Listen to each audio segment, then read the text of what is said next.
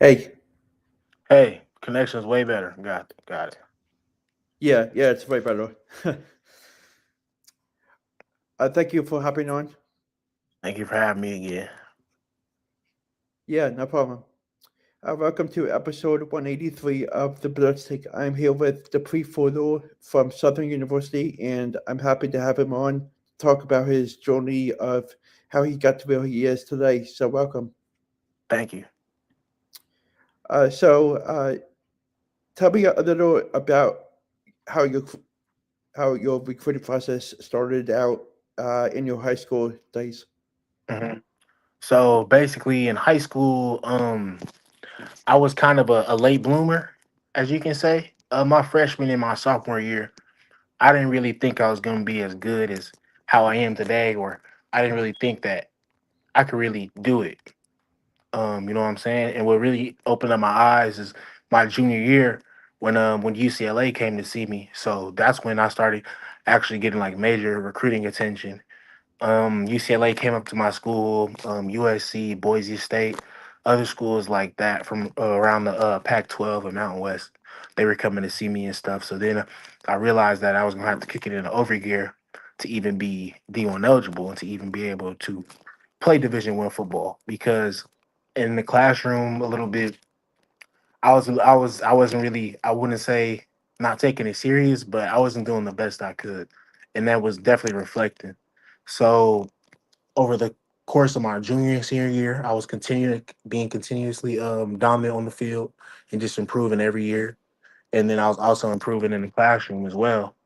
So things were looking up for me recruiting wise, and I wasn't thinking I was gonna have to go to junior college. So I ended up taking a whole bunch of classes in the summer. I ended up having to take OFL as well because I had so many classes I had to make up. I couldn't make them up all in summer school. I had to make it up with online, and I ended up passing all those classes. But when it came to the NCAA clearinghouse, they didn't accept those online classes that I had taken. So I ended up having to go to JUCO either way. Even though I tested about 1350 on the SAT, and I finished with like a 2.7 GPA in high school, which is not the best, but that's definitely good enough to go Division 1.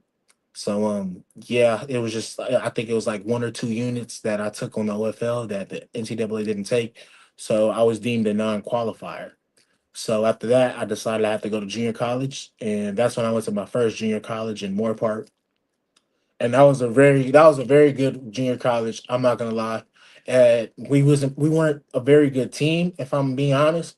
But like the fact that like people getting out and getting to the next level, they were definitely good at doing that. The previous year I was there, the year before I was there, they actually had the number 2 linebacker in the class.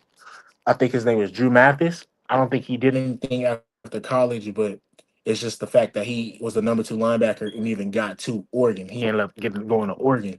So that's what kind of drew me in there. So I went, played there, had lots of attention there as well. But there was just a lot going on. So I figured it was better for me to change scenery. And Mhm. so that's when I ended up going to LA Valley College. So when I went to LA Valley College, that's when I kind of had like my own team basically. Like I got there, I showcased my abilities, my skills, and the coaches was basically telling me that I'm an NFL talent and like I need to be able to showcase it. And they made sure that I was able to get the ball and show what I can do. So when it came to LA Valley, that's when I really had my most production and my most like that's when I really show you everything. So I feel like going to LA Valley really opened up my recruiting trail as well.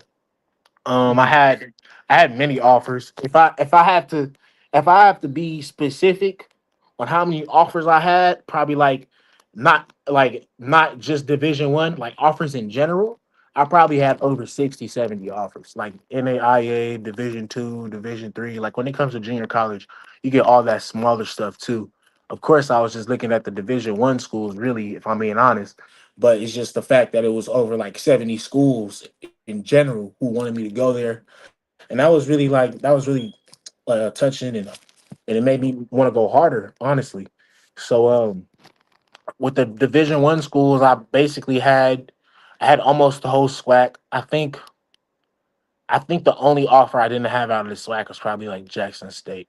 Like I had FAMU, I had Alcorn, like I had all those. I even had some MEAC schools. I had Morgan State and other ones. I had like two FCSs. I had Austin P and another one I can't really remember.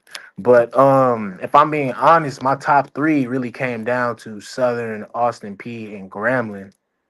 And if I'm being completely honest again, my first thought when I really where I really wanted to go was Austin P. I'm not sure if you know, but head coach Scotty Walden was the head coach at Austin P at that time, and I feel like he did a really good job with that team. And and if I'm being honest, I knew that he was probably going to be there for probably another year, and I knew he was probably going to get another job. If I'm being honest, so I already knew like that's kind of what was going to happen. But if I'm being honest, like that's kind of what I wanted to do. I wanted to go there, be able to have a good year. You know what I'm saying, and just go wherever he goes, wherever big job. But God had other plans for me. The offer I had for them ended up not being committable, so I couldn't go there even if I wanted to. So then I went to Southern. So I went to Southern because it really felt like a family at first. If I'm being honest, like it just felt like the right move for me to go to. You know what I'm saying? They really told me everything I wanted to hear, and basically, so I mean, I feel like that was the right move for me. So that's when I ended up going to Southern. Hmm. Uh, how long have you been playing football for? If I'm being honest, I've probably been playing football for over. I'm 24 now, so like 14 years around there. I've been playing since I was like 4 or 5 years old. Hmm. How was it like growing up in your hometown and getting offers from different schools and having uh, your teammates, coaches helping you find a way to get your foot through the door? Um, Honestly, it was. Are you talking about like JUCO wise or like at Southern Like high school days. high school? Okay, all right. So in high school, it was definitely a lot of people in my corner. Of course, my parents were in my corner, and then my coaches as well. Everybody just told me. Everybody, I've been told all my life that I can go to the NFL. I can go to play in a professional league somewhere. So I've always been told that all my life. So I've always had people push for me. In high school, I know my counselors and my coaches. High school, my coaches were my counselors, so they were already hands on with the recruiting process and like the clearinghouse and all that. So like they were the ones who really like were trying to get me there. I mean, it probably I don't blame them for giving me the OFL class because at the end of the day, nobody knew that the NCAA didn't take that, and the NCAA also didn't have that written anywhere. So it's that they don't take those classes. So it was just a minor mistake. But I definitely had a lot of people in my corner helping me, even in junior college too. In junior college, I also had a little bit of trouble grade wise, and my counselors and my coaches helped me over there as well. So I definitely had a good support system and had a lot of people help me get to the point I am. Hmm. What is your biggest strength and weakness on the football field? I feel like my biggest strength on the football field is just my versatility. I feel like I can do anything on the football field, especially like because when I was in from LA Valley, I really played wide receiver. I only played wide receiver, slot receiver. It was only certain sets that I played the tight end. And even when I did play tight end, my hand wasn't in the dirt. So if I'm being honest, that's my preferred play style. I don't mind putting my hand in the dirt, but I feel like I'm way more useful when I'm in a 2 point stance, just right off the tackle, or I'm in the slot or maybe out wide. I feel like that's when I can where I can do the most damage. But I feel Hmm. like anything football, like I played every position in football when it comes to football. I played center, I played tackle back in my early days, if you want to count that. But even back in high school, I played everything when it comes to safety, corner. I played quarterback, running back, tight end. Defensive end. I played nose tackle. When it came to high school, I literally got moved all over the place in every single position on the field. So I mean, I feel like I could still do that, and I did that even at Los Angeles Valley College. I did that there as well, and I wanted to do it at Southern, but it just I my coaches just didn't see eye to eye when it comes to that. But that's neither here or there. But my versatility is what I feel like is my biggest strength. And my biggest weakness, um, I wouldn't necessarily call it a weakness, but I feel like my blocking could definitely get better. I mean, I feel like I'm definitely a good blocker now, but I feel like my blocking is probably like my weakest asset if we want to talk about my game specifically, because I feel like I do everything well when it comes to route running, catching the ball, high pointing the ball, just everything football wise and tight end wise. I feel like I do well, but I feel like I can definitely improve in the blocking aspect. Uh, how was the season this past season for you guys? Season was real rough. It was a real rough season. Honestly, that's probably the worst season I've ever had in my life.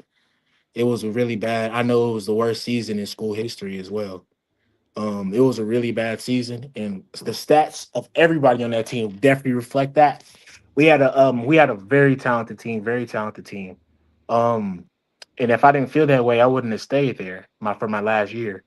Um, we had a very talented team, and we had a lot of young guys, and just things just weren't going our way. Things just weren't going right. I mean, I feel like it's kind of a cop out to say, but I mean, I feel like there's really nothing more to understand. It's really more to say because I mean, our coach got fired, you know what I'm saying? And it's not that didn't help anything either. So, I mean, I felt like it was really just a bad year for the team and just a bad year for us. Like, Hmm. as a general. I just tried to make the most out of my opportunities as I was there. I still played every game as it was my last, and I still played every game like we were competing for a championship. But as for um, this year, football wise, for Southern University, it definitely wasn't a good year. And I hope those boys bounce back this year as well. Hmm. So as of today, are you in the transfer portal? No, I'm not in the transfer portal. I'm actually gonna be declaring for the draft within today or tomorrow, and that will be all drafts. I know the USFL draft is probably already started. It was this week, but or something like that. Either it's either past or coming up, but definitely looking for an opportunity to get signed by one of those teams as well, as long as it's also the CFL and NFL, just whoever comes calling and whoever wants me on their team. I don't want to play for anybody who doesn't want me on their team or doesn't think it's me as an asset. So Mhm. um, yeah, and just anybody who wants to sign me, I'm there. What NFL player do you compare your game to? I would compare myself to about Johnu Smith and Evan Ingram.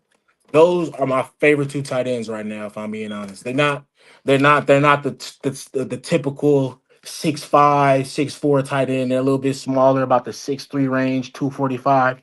And that's my height. That's my build, and that's who I feel like I play like. I feel like I play like Evan Ingram and Johnu Smith, just staying like off the tackle. You know what I'm saying?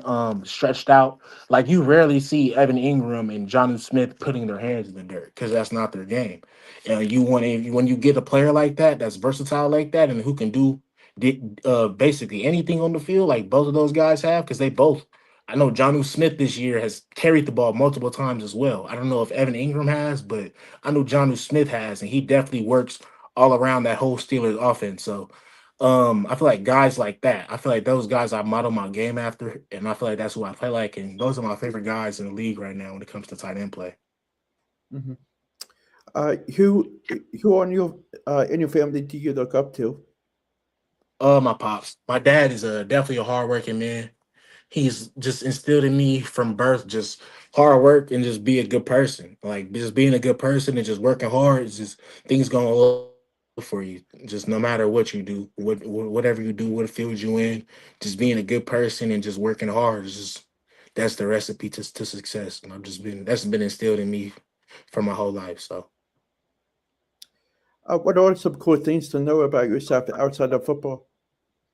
Outside of football, I love to drive. I love to drive. I like to just get out the house, maybe just drive around the city, drive around, just catch some fresh air, just explore. I like new places, just to explore new places and stuff, and just things like that. I'm a real simple person. I don't really do too much, if I'm being honest. Like, Hmm. I wouldn't say football is my whole life, but football is definitely a big part of it. I love football. I've been playing football my whole life, so it would really be hard to think of a life without football. But yeah, I like to walk. I like to just chill. I have multiple dogs. I have 6 dogs, pit bulls. So I'll take my dogs out, throw the ball with the dogs, just be with the dogs, just try to just chill. Hmm. I'm not a person that does too much. If I'm being honest, travel. I like things like Hmm. that. Have you been paying attention to any of the college football playoff games? Oh yeah, most definitely. I look at all of them. Look at all of them, and I have to say the national championship is going to be a very good game. Hmm. I'm excited for that one.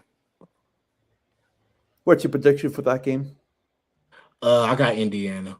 I got Indiana. Hmm. Indiana. I didn't know about Indiana.